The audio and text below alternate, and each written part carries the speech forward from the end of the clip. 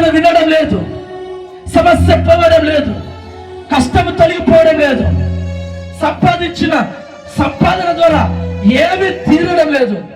అందరూ వచ్చి నన్ను అంటున్నారు, ఎవరు నన్ను పట్టించుకోవడం లేదు.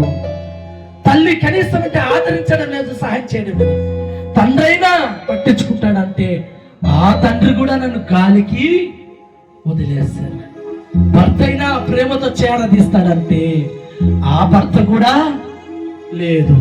భార్య అయినా అర్థం చేసుకుంటాడు అనుకుంటే ఆ భార్య కూడా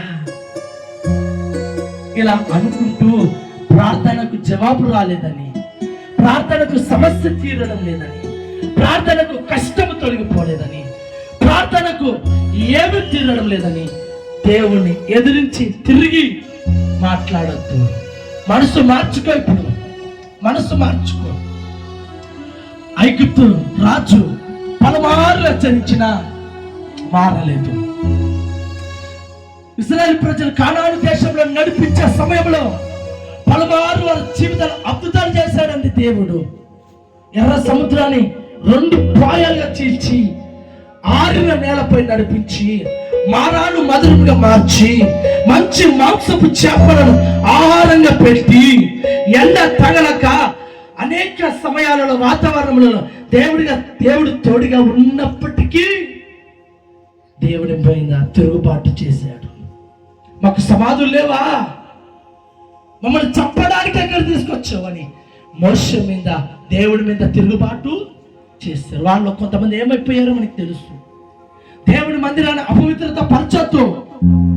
మందిరం అంటే భౌతికమైన మందిరం కాదు, ఆత్మ సంబంధమైన నీ హృదయమే మందిరం, ఆత్మ సంబంధమైన నీ మనస్సే మందిరం, ఆత్మ సంబంధమైన నీ ఆలోచనలే మందిరం.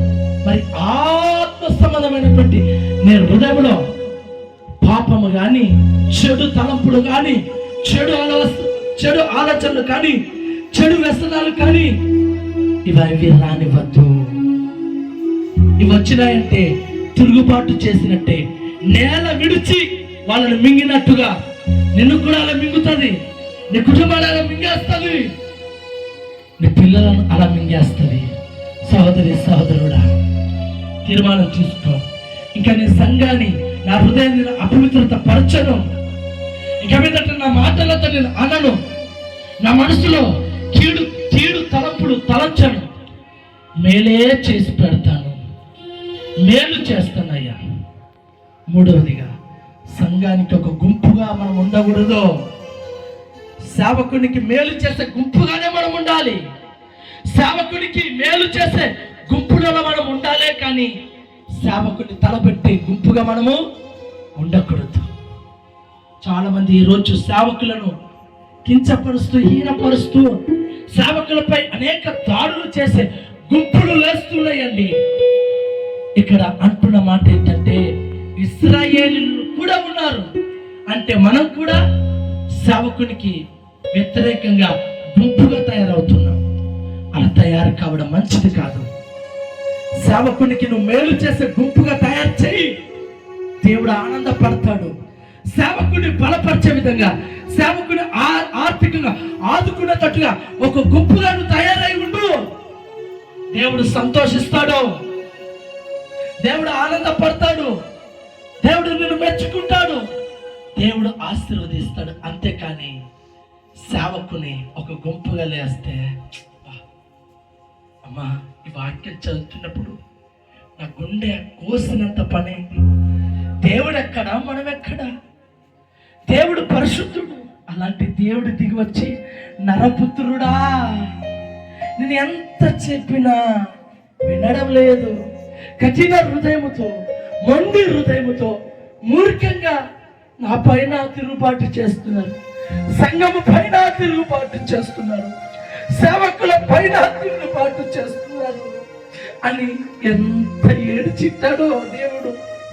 ఆయన నిన్ను కొట్టాలంటే నిన్ను ఒక దెబ్బ కొట్టి మార్చుకోవడానికి క్షణం పట్టదు.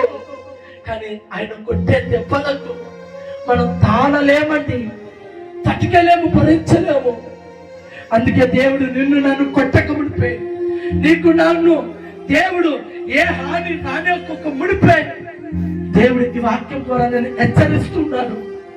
దేవుడు నేను హెచ్చరిక చేస్తున్నాడు. ఈ హెచ్చరిక నీవు గ్రహించి మనసు మార్చుకొని, తలపుడు మార్చుకొని, ఆలోచన మార్చుకొని, దేవునికి, సంఘానికి, సేవకునికి కట్టుబడి ఒక మంచి తీర్మానం తీసుకోగలిగితే దేవుని యొక్క ఆశీర్వాదాలు మీకు ఉంటాయి. దేవుడు సంతోషిస్తాడు, ఆనందిస్తాడు. అలా కాదు మేము మొండిగా ఉంటాం, మేము కఠినంగానే ఉంటాము, మేము ఎలాగనే ఉంటామని నీవు అనుకుంటూ ఉంటే ఏదో ఒక రోజు హఠాత్తుగా తెగులు నీ మీదకి వస్తాయి. ఏదో ఒక రోజు హఠాత్తుగా నేల విడిచి సమాధులలోకి తీసుకెళ్తుంది. హఠాత్తుగా నీ మీదకి వచ్చి నువ్వేమైపోతావు కూడా తెలియదు. అందుకని చేతులు జోడిస్తున్నా. తిరుగుబాటు చేయడం అనుకో. ఇంతవరకు చేశావు, ఇంకెప్పటి నుండి చెయ్యొద్దు. సేవకునికి సహకారిగా నువ్వు ఉండు.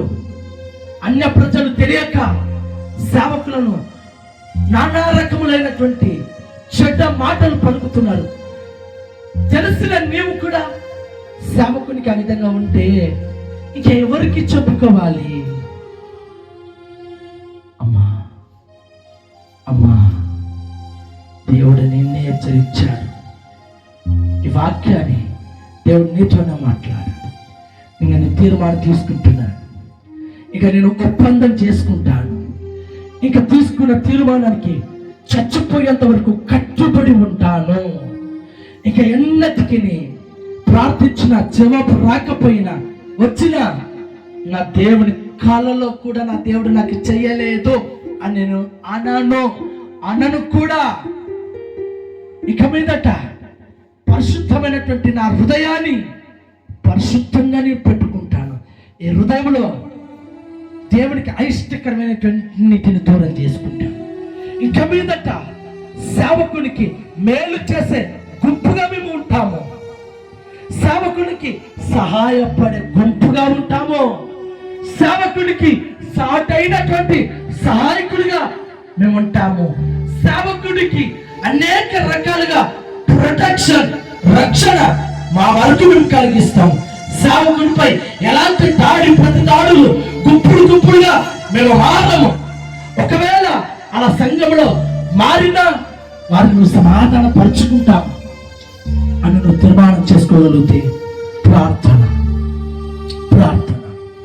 కుడి చేయి పైకెత్తినట్లయితే, నీవు కుడి చేయి పైకెత్తినట్లయితే దేవుడు నీ పట్ల కనికరించాలని, దయ చూపించాలని, దేవుడే నేను ఆదరించి బలపరచాలని, నీకు చుట్టుకున్న తెగులల్లా తొగిలిపోవాలని ప్రార్థించబోతున్నాను.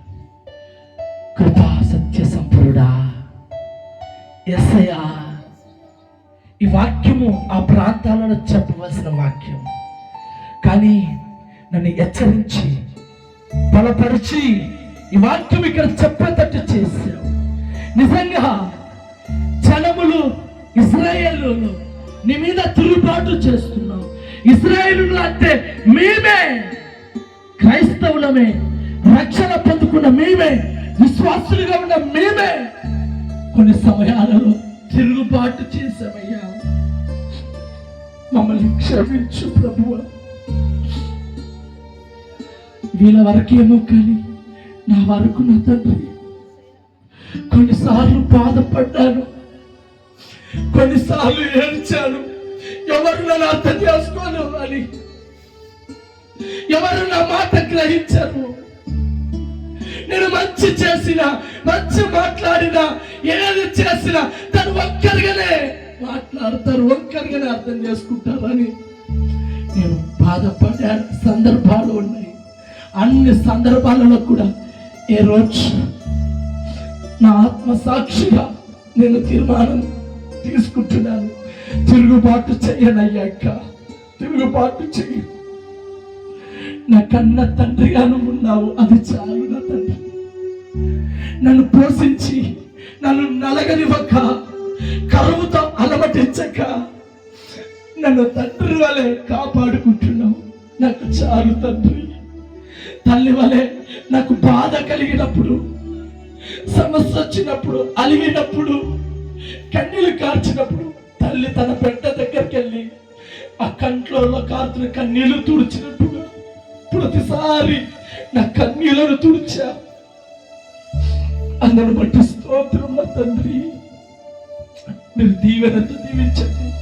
నిజంగా ఇక్కడ చేరి ఉన్న మేము, ఈ వీడియో చూస్తున్న ప్రజలు ఎవరైనా సరే నీ మీద తిరుగుబాటు చేసిన వారు ఈ గుంపులలో ఉన్నట్లయితే దయతో ఒక్కసారి మన్నించవా తండ్రి, క్షమించవా. వారు తెలుసుకునేటట్టుగా నువ్వు మాట్లాడు దేవా. వారి మనసులను కఠినంగా అయిపోయాయి, వారి హృదయాలు మొండిగా అయిపోయాయి, వారి ఆలోచనలు మూర్ఖంగా తయారయ్యాయి నా తండ్రి. అంత కఠినమైన హృదయము, మొండిగా ఉన్నటువంటి మూర్ఖత్వము అయ్యా, ఇదిగో నా తండ్రి, ఆలోచనలు మార్చి నీ వైపు తిప్పండి.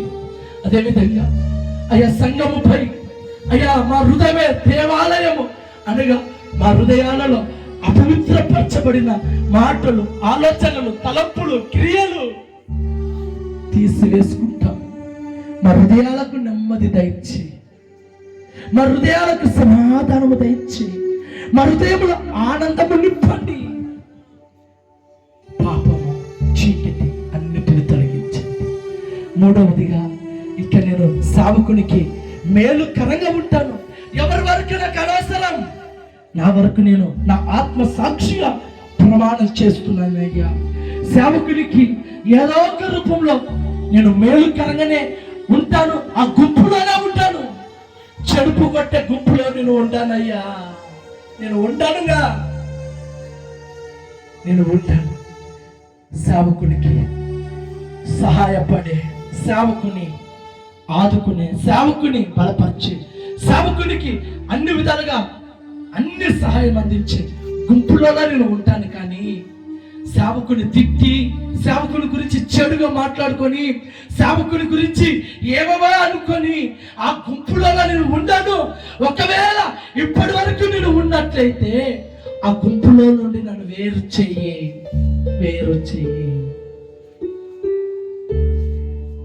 దేవా, వేరు చేయండి. నువ్వే దీవించి ఆశీర్వదించమని ఈ వాక్యం ఇచ్చిన నీకు రుణపడి ఉంటాను. ఇంకా శ్రేష్టమైన వాక్య సందేశం మాకు కావాలి. ఈ వాక్యము ఎవరు కూడా టార్గెట్ అని అనుకోనివ్వద్దు. మా వాళ్ళ హృదయాలకు అది రానివ్వద్దు. వాక్యం విన్న వీడియో చూస్తున్న వారికి రానివ్వద్దు. మమ్మల్ని సరి చేస్తున్నాడు అనుకునేటట్టుగానే ఉండేటట్టుగా చేయమని కోరుకుంటూ యేసుక్రీస్తు నామంలోనే అడిగి వేడుకుంటున్నాము తండ్రి. ఆమేన్, ఆమేన్. తిరుగుబాటు చేస్తున్న నిన్ను దేవుడు క్షమించునుగాక. దేవునిపై, సంఘంపై, సేవకునికి సహాయకురాలుగా ఆ గుంపులోనే నువ్వు ఉందుగాక. ఆమేన్, ఆమేన్.